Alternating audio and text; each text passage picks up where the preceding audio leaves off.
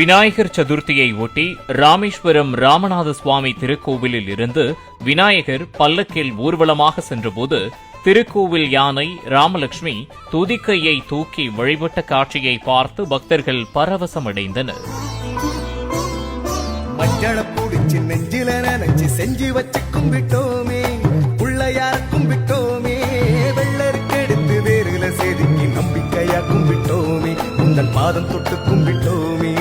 மஞ்சள புடிச்சு நெஞ்சில நினைச்சு செஞ்சு வச்சு கும்பிட்டோமே, பிள்ளையார கும்பிட்டோமே.